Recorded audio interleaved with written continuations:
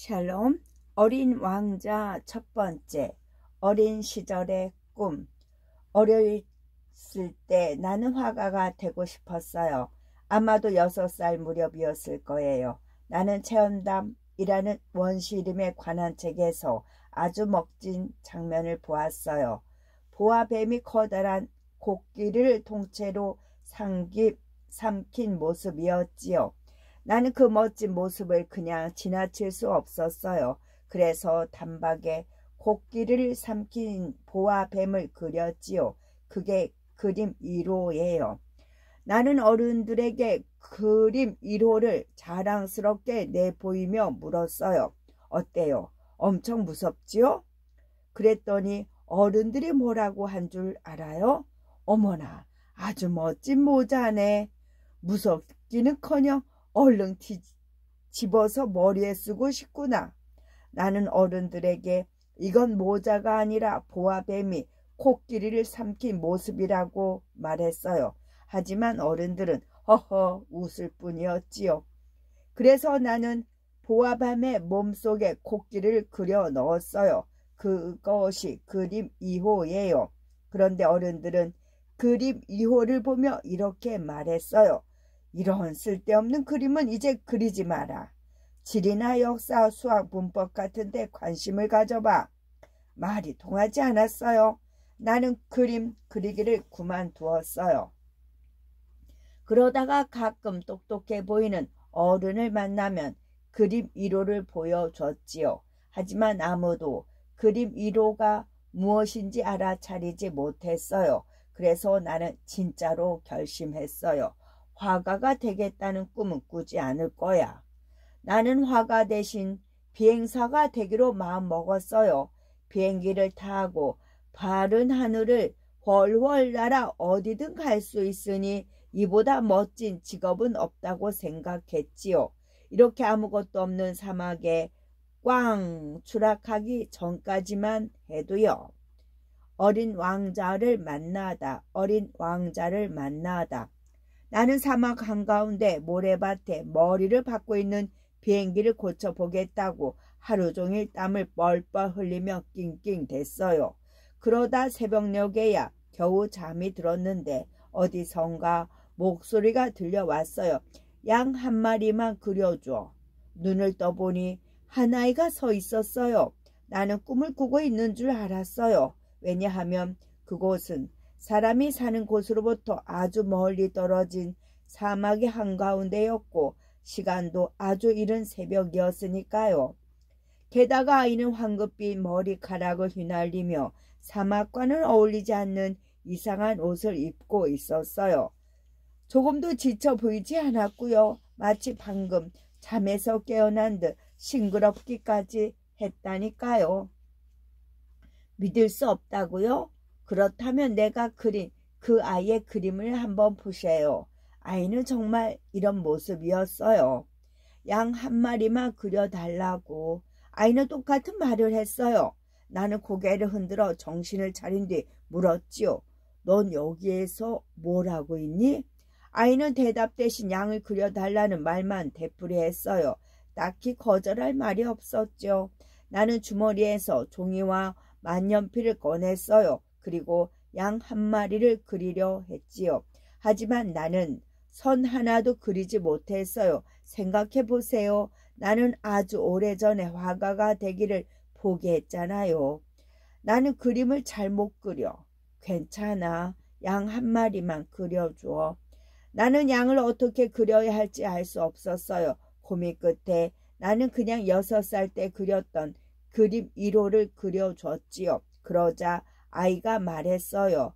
코끼리를 삼킨 보아뱀 말고 양을 그려달라고. 순간 나는 너무나 놀라서 만년필을 떨어뜨릴 뻔했어요. 아이가 단박에 내 그림의 정체를 알아차렸잖아요. 역시 평범한 아이가 아니었어요. 왕자님, 그래요. 아이에게는 어린 왕자라는 이름이 꼭 어울렸어요.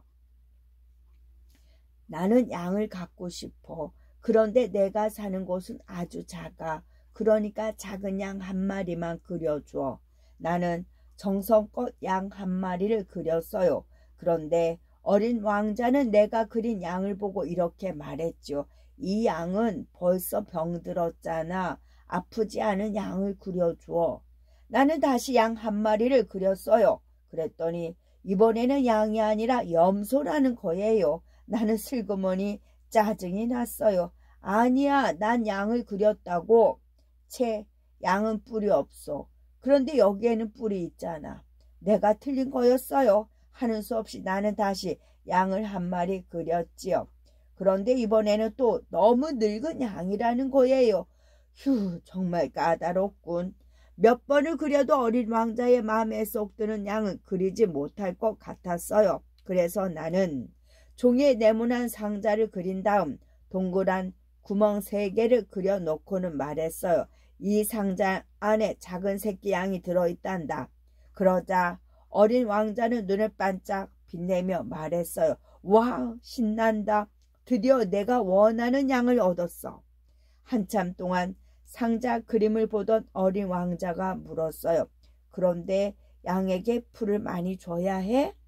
나는 뭐라고 답을 해야 좋을지 알 수 없었어요. 그래서 그냥 이렇게 말했죠. 아주 작은 새끼 양이라서 조금밖에 안 먹을 거야. 와, 정말이지?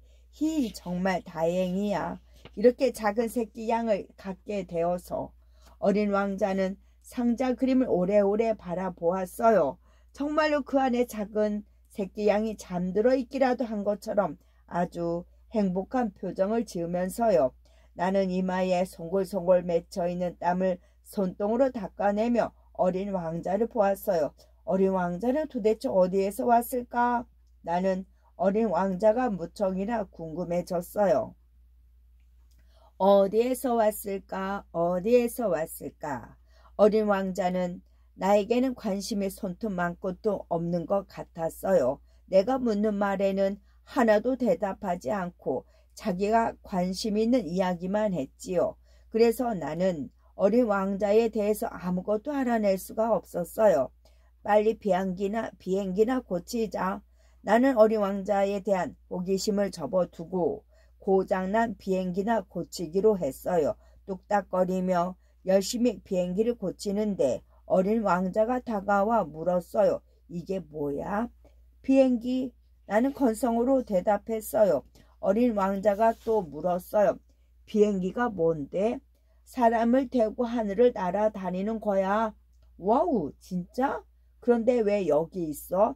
어린 왕자는 비행기에 관심을 보였어요. 나는 계속해서 비행기를 고치며 말했지요. 나를 태우고 하늘을 날아오다가 여기서 떨어졌거든. 그럼 아저씨도 하늘에서 떨어진 거야? 나는 무심하게 고개를 끄덕였어요. 어린 왕자가 큰 소리로 말했어요. 와, 그럼 아저씨도 다른 별에서 온 거구나. 이상한 말을 하는 어린 왕자를 돌아보며 나는 조심스럽게 되물었어요. 아저씨도라니? 그럼 너는 다른 별에서 왔니? 순간 어린 왕자는 고개를 돌려버렸어요. 또 관심이 딴 데로 가버린 거예요. 어린 왕자는 꼴똘히 상자 그림을 바라보았어요. 하지만 나도 여기서 포기할 생각이 없었어요. 얘야, 말 좀 해봐. 너는 어느 별에서 왔니? 네가 살던 별은 어떤 곳이야? 너는 왜 양을 데려가려고 하니? 나는 연구프 질문을 쏟아냈어요. 입을 꾹 다물고 상자 그림을 바라보던 어린 왕자가 한참 만에 혼잣말을 했어요. 이 상자는 양의 집으로 쓰면 되겠어. 그러면 밤에도 춥지 않겠지? 나는 어린 왕자에 대해 조금이라도 알아내고 싶었어요. 그래서 이렇게 말했죠. 그래, 네가 내 질문에 대답을 하면 양을 메어 놓을 수 있는 줄하고 말뚝도 그려줄게. 어린 왕자는 고개를 갸우뚱했어요. 양을 메어 놓다니 어디에다가? 말뚝에다가. 그것도 그려준다니까. 양을 왜 메어 놓아야 하는데? 메어 놓지 않으면 도망갈 테니까. 나는 최대한 친절하게 대답했어요. 하지만 어린 왕자는 시큰둥했어요. 양은 도망갈 수 없어. 그렇지 않아. 양은 어디든 갈 수 있어. 나는 아주 강하게 대꾸했어요. 그러자 어린 왕자가 슬픈 눈빛으로 말했어요. 내가 사는 별은 아주 작아. 그러니까 양은 아무데도 갈 수 없어. 소행성 B612호, 소행성 B612호. 이렇게 해서 나는 어린 왕자에 대한 사실 하나를 더 알게 되었어요. 어린 왕자는 아주 작은 별, 그러니까 우리가 살고 있는 집 한 채보다 작을지도 모르는 별에서 왔어요. 캄캄한 밤에 하늘을 올려다보면 셀 수도 없을 만큼 많은 별이 쏟아질 듯 매달려 있어요.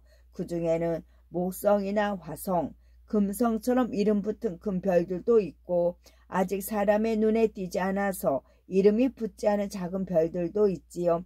그러나 천문학자의 눈에 띄게 보면 작은 별에도 이름이 붙어요. 나는 어린 왕자의 별을 소행성 B612호라고 생각해요. 소행성 B612호는 1909년에 터키 어느 천문학자가 딱 한 번 망원경으로 본 작은 별이에요. 그때 천문학자는 국제천문학회에 나가 자신이 작은 별 하나를 보았다고 말했어요. 하지만 너무나 허름한 옷을 입고 있어서 아무도 천문학자의 말을 믿지 않았지요.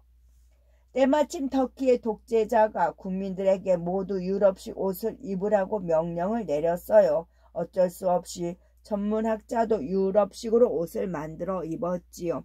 그리고 1920년 다시 자신이 본 작은 별에 대해 말했을 때 사람들이 모두 천문학자의 말을 믿어 주었답니다.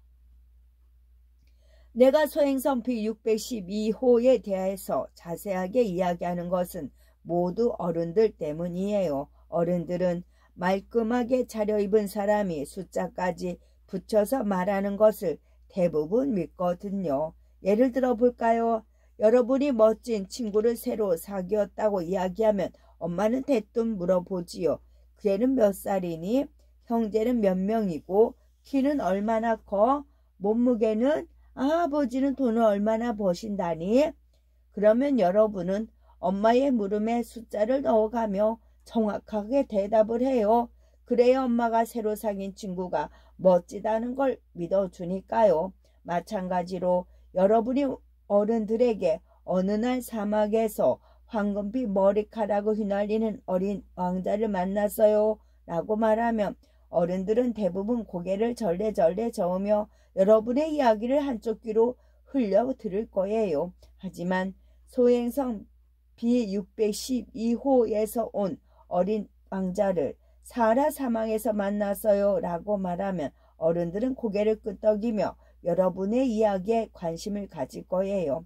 그러니까 지금 내가 한 이야기가 조금 지루해도 잘 듣고 꼭 기억해 줬으면 해요. 그래야만 앞으로 내가 여러분에게 해줄 이야기들, 그러니까 어린 왕자가 살던 별과 어린 왕자가 여행하면서 만났던 또 다른 별들의 이야기를 재미있게 들려줄 수 있을 테니까요. 끝.